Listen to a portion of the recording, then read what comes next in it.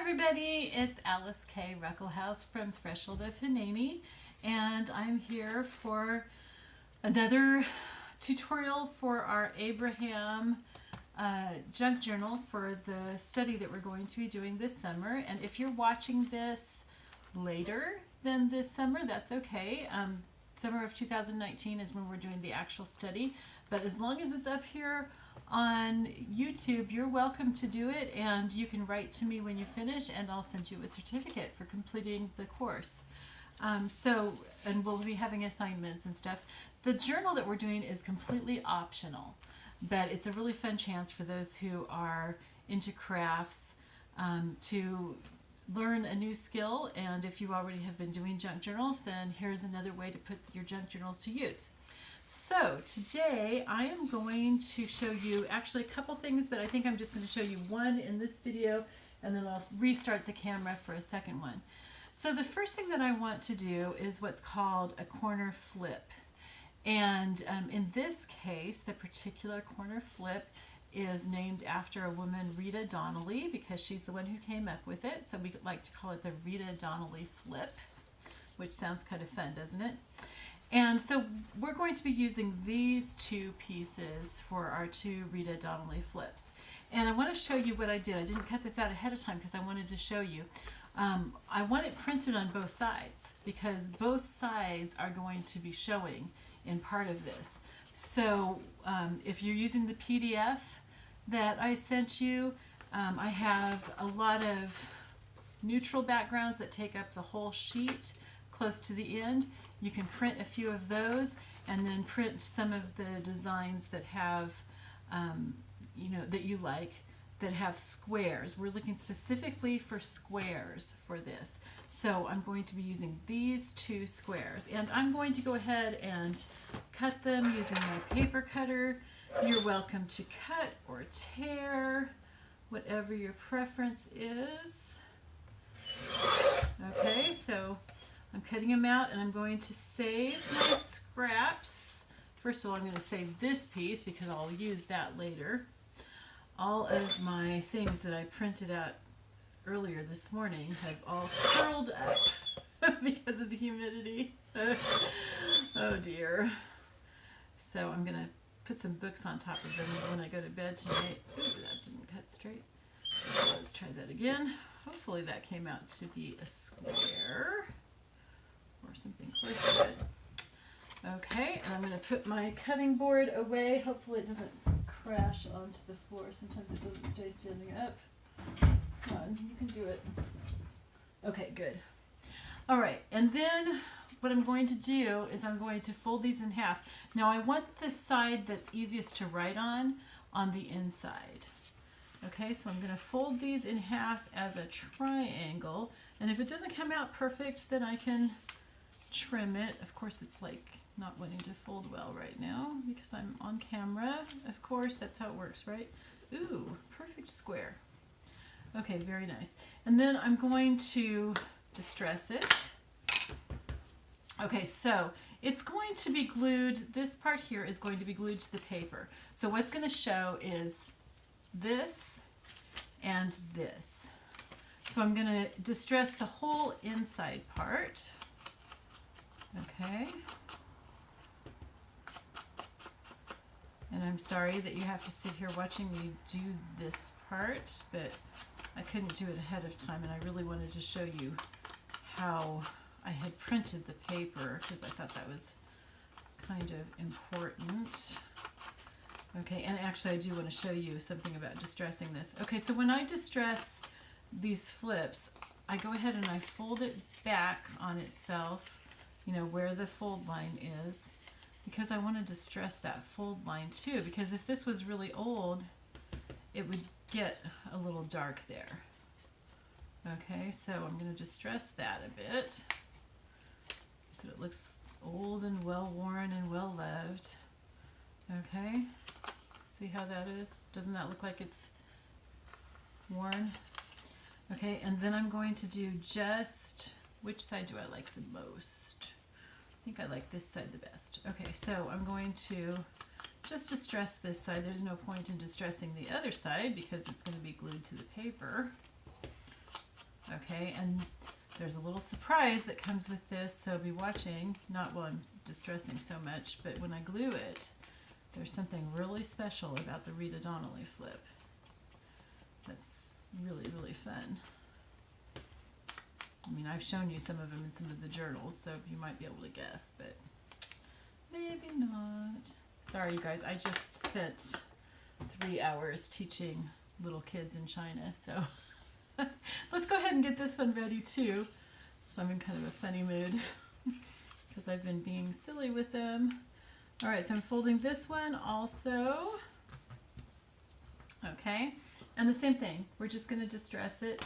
Now, if you want to, if you've got fancy scissors and you want to cut the edges of these and do something kind of special with them, you can do that. And you would want to do that before you distress it. And then when you distress it, if you use, like a zigzag or some other fancy stitch, the distressing really highlights it and it looks really cool. Okay, so see how I'm not just going straight like this, I'm not going perpendicular, I'm going like this so that some of it will get on the paper itself. It'll kind of spill over, and it doesn't need to be even because when things age, they don't age evenly. Okay, then we're going to do the inside, and let's go ahead and fold it over on itself because it's just easier to distress that way. There we go. Okay, and for most of my pockets and stuff, I just use regular copy paper. Okay, it's not like extra heavyweight or anything. If you want to get a little heavier, you can, but it doesn't really matter. Okay, now remember that we're distressing the whole thing for this because you'll be able to see the whole entire inside. Okay, there we go. And most of these things don't take as long for you to do as they do for me to do on camera because I'm doing a lot of explaining and I'm trying to kind of slow down so that you can see how it is. But once you get good at it, like I'll make a whole bunch of these flips ahead of time. Like I'll make like 10 or 12 ahead of time, and then I'll just go through a journal and just find places to glue them, and I glue them on. Okay, so let's find a place. I think this looks like a good place. Okay, so we're going to put this, let's put the blue one. We're going to put this one here, and I like to kind of do the same thing on the other side of the same page. I mean, you can't really tell when it's all bound, but it just makes it easier for me. I'm not really sure why, but it does. Okay, so I've got the side that I distressed up. So what I'm going to do, now watch this part very carefully, is I'm going to glue just along this edge and this edge. I'm going to leave this edge open so it can be a pocket as well as flipping open. Okay, so, and I usually start at the bottom corner. There we go, and work my way up. And like I said, I kind of drag it through the glue so that it's not, so it's not sticking up and making a kind of icky thing on the other side of the paper. Okay, so do you see how I've just done this edge and this edge? That's all that I've put the glue on. Okay, and then I'm going to put it down here in this corner, and I don't usually put it right up to the edge. I put it just a little bit away. I'll show you in just a second. Okay, so I'm going to wipe this down. Now you want to make sure that if any glue leaks out that you get it, because you don't want to stick this together. Okay, so see how I've got it just a little ways away from the edge? If you want to make it go all the way up to the edge, or you want to give it more of a margin, you can. Doesn't matter. Okay, so what happens with this is so cool, Rita was so smart, is you can use this as a pocket right here. Okay, and you can, of course, you can write here. If you want to write here, you can write there too, or you can, glue a picture on there or whatever. And you can write in here in this little flip section. So that's kind of cool. Okay, so we're going to put the other one on the page right across from that. Okay, here's my distressing on this side. So this is the side I'm going to glue. And I'll start down here at the corner. So you can see why, I wanted to print on both sides of the paper. Now, if I'm doing a journal that has predominantly white, then I might not print on the other side of the paper and just leave it white. or I might print lines or something. But when I'm using coffee dyed paper, I don't really like to have white with it because it just really shows up and looks weird. It looks like, you know, everything else is worn and old, and then you've got a brand new. Now there have been times when I have forgotten to leave that part open here, and I've glued all three sides, and that's okay. It's not the end of the world. Then you just have a flip, not a Rita Donnelly flip. Okay, so here we've got two flips and two pockets, pretty big pockets too. So these hold, you know, you could put in something that's a whole page here. So that gives you another whole page to write on if you want. Okay, so to put this back together, I'm taking the pages that I had set aside here. I'm putting them inside, and then I'm putting it in here. So that means that these flips ended up here, and then way back here. Okay. Oh, and you know, if you're watching other videos about junk journaling, and you really might enjoy doing that because everybody has their own way and you can learn a lot from different people. But this is called a signature, where we have all these papers together.